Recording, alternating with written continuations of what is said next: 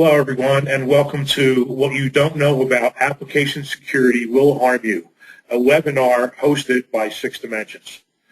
And I'd like to introduce you to our speaker today, Charles Highsmith. Charles has over 17 years of security experience. I've been a security professional for over 30, and I have yet to find somebody who is as talented as Charles. He really knows this industry inside and out, and it's my pleasure to work with him. He has over 17 years of experience as an information warfighter, and he's fought cybersecurity threats and advanced attack methods. He had senior leadership roles with AT&T, Foundstone McAfee, and OneSecure, as well as others. He's a board member for the Computer Security Institute and a member of the Network Security Research Institute. He has published several security white papers, spoken at several conferences, and has co-authored the first multi-threaded vulnerability scanner. Charles has patent pendings as well. Let me introduce you to and take it over, Charles. Hi, everybody. How are you? Happy that you could be here today. And thanks for the introduction, Mark. I really appreciate that. So the agenda we're going to cover today is application security. We're going to go over some of our war stories, talk about today's threats and impacts, and then go over some mitigation.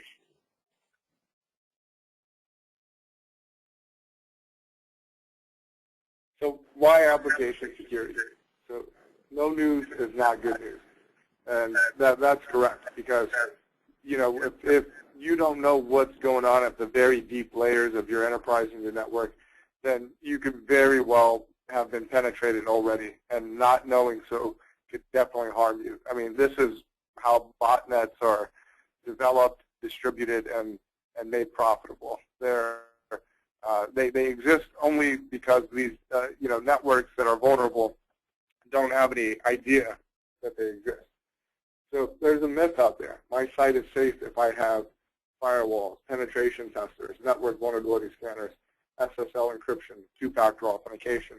In fact, your site can be more vulnerable if you have firewalls that are configured improperly, if your pen testers don't know what they're doing, if you're using automated vulnerability scanners and not following up to mitigate and remediate issues that you find. And two-factor authentication works, but it only works to a certain extent. There's still other parts of the network and enterprise that are left vulnerable, and these are the application layers, the application interfaces that we're going to be talking about. I mean, hackers know that you're putting in hundreds of thousands of dollars into your enterprise for perimeter security, and they know, frankly, that millions and millions of dollars have been spent across the board to secure, the company's DMZ and firewall and IDS, IPS prevention and stuff like that. So, frankly, that's no longer the low-hanging fruit. What they're going for is they're going for the application interface, and this is the self-service and customer interface that you provide pretty openly to your customers to have ease of use. These are the same things that hackers are attacking and using as a crutch in order to get access to your network. So, some things to consider is that attacks on data have increased faster than any exploit. Databases, file sharing apps, laptops, removable media, and backup tapes. And this is, from PwC. PwC also says the average cybercrime loss was roughly $833,000. And, I wouldn't argue with that number. That seems very, very close to what I consider the damage to be. If you take all the recent high-profile hacks lately, the number is actually a lot larger than that, and that doesn't even consider brand damage or anything else. Cybercrime predictions. So, some of the predictions are there's going to be new phishing techniques that lead to increased attacks. This includes vishing and smishing. And what vishing is really is just phishing over the phone. It's the same concept. The idea is to try to get your data or to try to get the victim's, sensitive private information. And so you'll hear me use the term SPI or PI, and when I say that, I'm talking about sensitive private information or private information like Social Security, credit card information, things like that. These are the profit points that hackers are looking for lately, and so that's what I'm referencing there. We're looking at a move from data collection to real-time theft. You know, man-in-the-middle attacks, man-in-the-browser attacks, instant messaging and Trojan, money mules. What we're really seeing out there is that organized crime has a huge impact on network security incidents and attacks. It's no longer, you know, let's attack the system to see if we can, to see, I hear that the system is challenging, so I want to see if I can gain access to it. That's no longer the thought process. The thought process for a lot of these hackers in foreign countries are, I'm getting paid an immense load of money to attack a network for profit.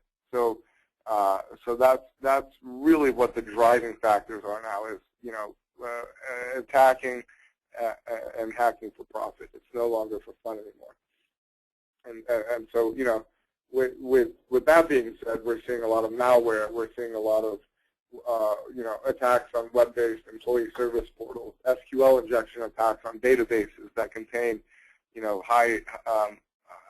highly sensitive information, credit card information, health information, you know, things that really violate a lot of these regulations and compliance factors that are talked about. You know, you hear the term PCI and HIPAA and Sarbanes-Oxley and stuff like that. And, you know, these are the things that your enterprises are impacted with, and the decisions you make security-wise should be looking to really take care of those common, you know, standards. Another thing that we're seeing is, you know, attack on patient records, insurance companies, and attacks to gain proprietary technical documentation. New account origination fraud, you know, not the attacks on existing credit card accounts, but creation of new credit card accounts and enrolling in services without, you know, paying for it. So basically, data and service stuff. And, you know, that's what I spent a large portion of my time at AT&T doing, is, and what I have a patent pending there for is data theft. I mean, really looking at how attacks originated at their IPTV level and how data was stolen, and how that amounted to pretty much millions of dollars in lost revenue. So threats and impacts. OWASP top 10 application attacks. Basically, these are the top 10 attacks from an application perspective, and, you know, they're listed in order of, you know, what the propensity and what the main attack payoff is going to be. So basically, from critical to least critical. And so we see stuff like cross-site scripting, which the negative impact there is identity theft, sensitive information leakage, injection flaws, you know, attacks on LDAP and databases. Basically, the ability for an attacker to manipulate queries. Hackers being able to access the back-end database and alter and steal information. Once a hacker gets access through a SQL injection attack, it's usually admin or some type of root access. And that gives them the keys to the kingdom. They can inject data, they can download data from the database, they can modify data. So, you know, that's if you think about it, basically they can do whatever they want, and you wouldn't be any wiser unless you were protected against it. So malicious file execution, cross-site request forgery, which we'll go into a little bit later, and then information leakage, and then down on, you know, to insecure cryptography, broken authentication, and insecure communications. So the threat classifications here, this is really what should be focused on. You know, when you really sit down and consider your software development lifecycle and what you need to consider from a security perspective, you need to be looking at authentication, authorization, how client-side attacks impact your development environment. You know, if you have a client-server relationship, what type of trust are you giving that client to connect and transfer data to the server, and what type of you know, mitigated instances are you using to prevent somebody from supplying false data or from or from insubstantiating your the validity of your data? So what's to keep a hacker from sending data that you expect to be good and true data? What's to keep them from sending bad data that you will interpret as good data?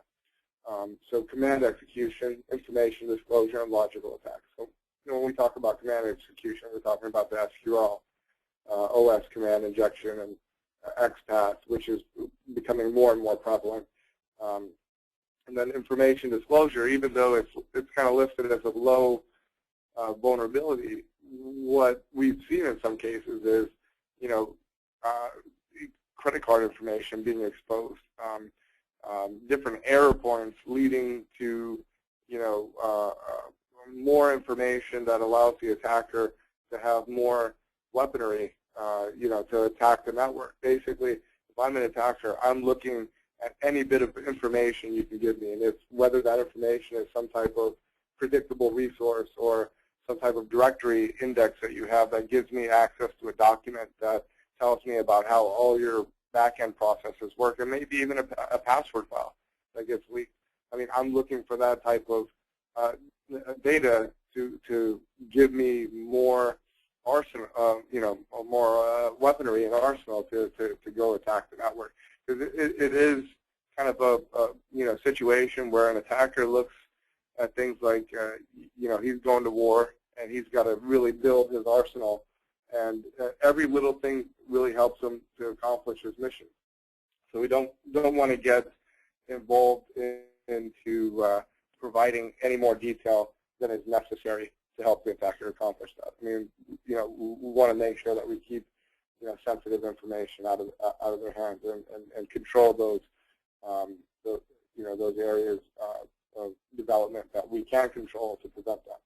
So lately what we're looking at too is an emerging trend of mobile risk, and some of the top mobile risks are be a lot similar to what we're looking at from a web-based or web application perspective, and the fact that you have insecure data storage, weak server-side controls, insufficient transport layer protection, client-side injection, session handling issues, untrusted inputs, broken cryptography, and also the information disclosure. Except here's the thing with the phone, more and more people are storing sensitive information on their phones because they don't look at it. They're not trained to look at it like a computer device. But in fact, more damage can be done over the phone than anybody really suspects. So you sending credit card information in the clear or social security information in the clear. More purchases are being made over the phone nowadays than any other device out there, and a lot of web transactions and mobile applications are being downloaded at a pretty alarming rate. And so there's really nobody out there that does the checks and balances from a security perspective to say, hey, is this mobile device app doing proper encryption? Are they doing proper storage of authentication information? Are they doing proper encapsulation for data in transit? Are they dealing with data in rest? Are they dealing with that properly? There's really no policing of that. So you have to be cautious of that from a enterprise level, from an enterprise perspective. If you have mobile devices or mobile applications in the enterprise, this is something you really have to be wary of. Our war story. So, in any environment, you've got when you talk about engaging in war, right? You've got the attacker, and you've got the organization that you're protecting, or the protected resources. And in this case, we look at our clients as a protected resource. There's attackers out there that are going to want to hack into their networks and impose all kinds of damage, and we're here to protect that. So here are some of the stories that we have from an implementation perspective, where we've come in and provided value to the enterprise to prevent these types of attacks. So the challenge here for this global telecommunications company was they had a complex app integration open to all kinds of potential exploit vectors. They had third-party custom outsourced applications, massive traffic coming from, an American Idol voting app, Olympic Games app, and also Academy Awards applications. Our goal was simply to protect software applications, network and mobility and IPTV customers. Best practices approach was to do an application assessment on all their customer-facing and self-service applications, and also do a certain level of network penetration testing. So we did this with assessment tools. We had, our own in-house methodologies and processes, and we incorporated a security assurance program into their software development lifecycle.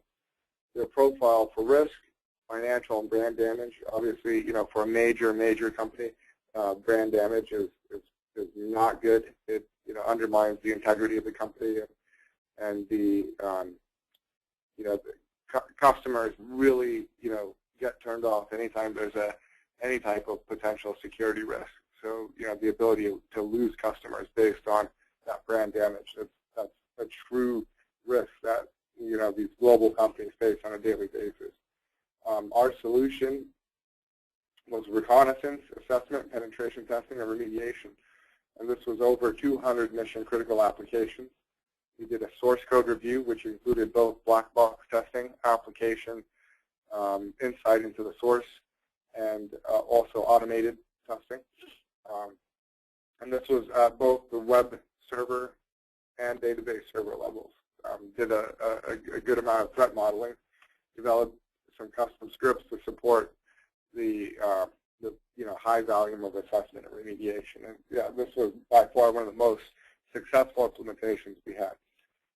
Now, one thing I want to mention is, once you implement security and once you implement these controls and do these assessments, it's important to consistently do them, because as soon as you change your network or the elements in your network and enterprise from an application perspective or from a database perspective, your network again has the potential to be vulnerable.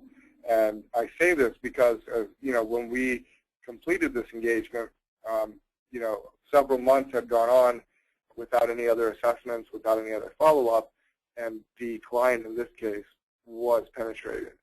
So while we were engaged, nothing ever happened. There was pretty much no chance of it. But because there was no continual, consistent focus on an assessment plan, then that's when things happen, and especially in such a high-profile enterprise where things are being changed on a daily basis. You can't just do a one-time assessment. You have to really continually be consistent with those implementations.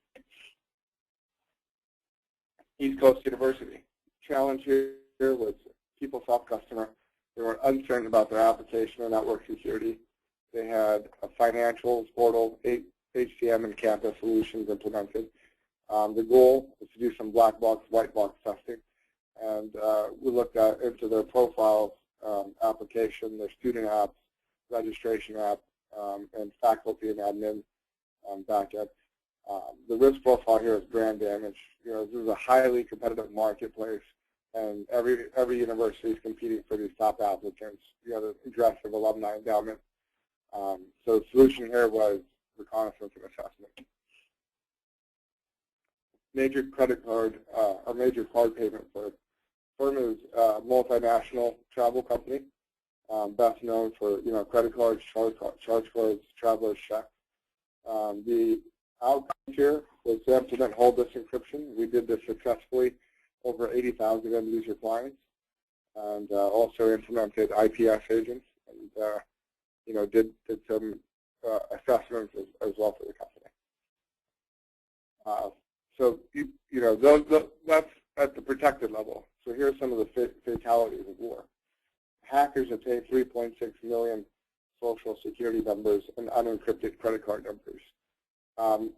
You wonder what happens to those numbers. They get sold in the black market for pennies on the dollar. But if you look at the entire sum of 3.6 million, instances, the amount of money a hacker can get for that information adds up pretty quickly. And now you look at the risk-reward factor, where they're weighing out what the risk versus the reward is. And typically, if they're operating in a foreign country, they're operating under some level of immunity because, a lot of these things don't get prosecuted there. They don't even get looked at or looked into because there's so many other things that particular government is concerned with, and the least of that is, hacking or getting access to other computers. As a matter of fact, in some countries, it's actually it's promoted internally. It's not spoken about externally, but it's promoted internally that, hey, you should go out and attack some of these other countries or some of these other organizations. Let's see what kind of data we can get. So there's no line drawn on what's illegal and what's legal. Everything's kind of fair game. So here, we're looking at credit card numbers on a server that were in the clear. It's a definite no-no. Sensitive private information that should always be encrypted was in transit and at rest. Lack of security standards. So, when you don't have the basic security standards, that means that more security issues are going to exist. So on top of this, who knows what else was vulnerable or what else was out there. So this could have definitely been avoided with a security assessment and some security insight to their software development lifecycle. Wells Fargo disrupted by cyber attack, perpetrated by a botnet. Botnet is systems configured to carry out some trivial routines or directions. And basically, they use those profit farms. You attack an enterprise, and then you use hosts and servers within that enterprise as zombies, and then you go out and attack other servers, other enterprises with those zombies, and you infect them with malware. And the host infected with malware, more often we're seeing lately, provide some type of ad revenue back to the attacker. So we've seen botnets that are generating $6 million a month on the high end to $1 million a month. And that was recently a botnet that was found by Microsoft was generating about $1 million a month in ad revenue.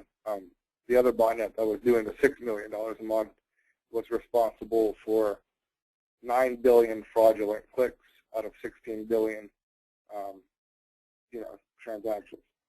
So if you look at that from a high level perspective, that's pretty staggering. So this could have been this could have been handled with properly programmed firewalls. Also, the ease of service that they provided to their clients decreased their security. So at the very least, there should have been an assessment of their security devices and their applications, and that would have potentially prevented this. Yahoo password attack, 450,000 emails compromised. SQL injection attack, passwords were not salted, they were stored in the clear. And LinkedIn suffered the same issue. So, it's not small companies that are prone to these attacks. It's the larger companies that we're seeing this happen to on a daily basis. So if you have a company like Yahoo or LinkedIn that have millions and millions of dollars to invest into a security program, and the basics of that program are not being followed, then this is where issues come in. So, if you don't have the right people looking at the right things, then you get stuck with gaps. And so you have to be able to close those gaps somehow. And you may have some of the best security engineers in the world, but it's always important to get a third-party perspective on these and insight on your on your enterprise and basically all the different levels of the enterprise and all the connecting factors there. So down below, I kind of gave an example of how this attack would have been done. And it's not something that you'll see in any news source really, but I just wanted to kind of show you, you know, an attack of this nature, how simple it probably was to accomplish.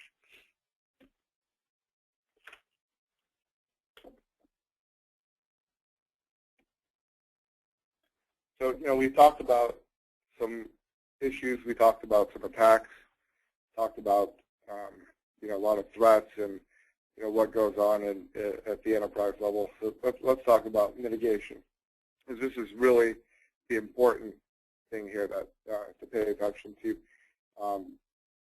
you know, in regards to defending against these attacks. So cross-site scripting. Impacts here are session hijacking, manipulation of private user data, phishing. One thing that you need to remember, never trust client-side input. Always validate input data and use secure coding libraries to enforce the validation of this input. eCopy, Google XFS library. SQL injection. This impacts SQL queries that are sent to the database and used to manipulate the database of the admin. So use parameterized queries, basically. So parameterized queries will make sure that, you know, any injection points or any false queries, like scripted type of queries, do not make it to the backend database. And that's basically what you want to consider there. Cross-site request forgery. Use random tokens for each session to verify integrity of data. Limit the lifetime of the session cookie. Require the client to provide all authenticated data and the same HTTP request. The impact here, if you don't, remote code execution. Manipulate another user's authenticated content session. Mitigation through process improvement. So, you know, what we have here is the requirements definition, design, develop, test, and implement and maintain.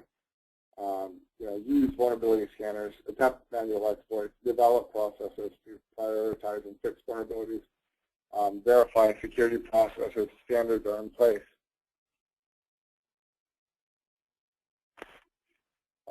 Include all security requirements.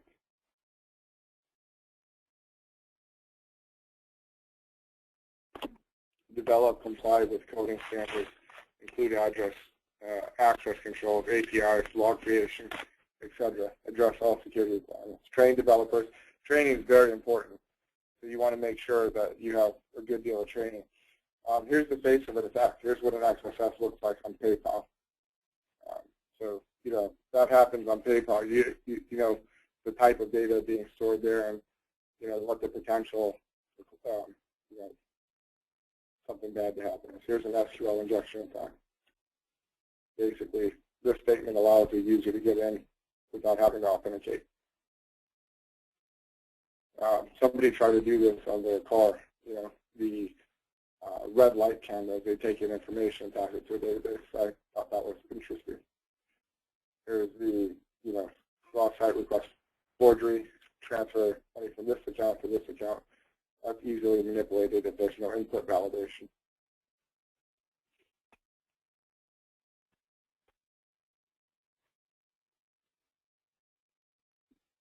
So 6 dimensions: smart, versatile, tech forward. We help organizations use business analytics, connect and empower people, and manage risk and security compliance. We believe in our customers' values, loyalty, integrity, and success. You know, we operate at a higher level than most other consulting firms, just because this is the core of what we do. We've covered everything. If you have any questions, please get in contact with us.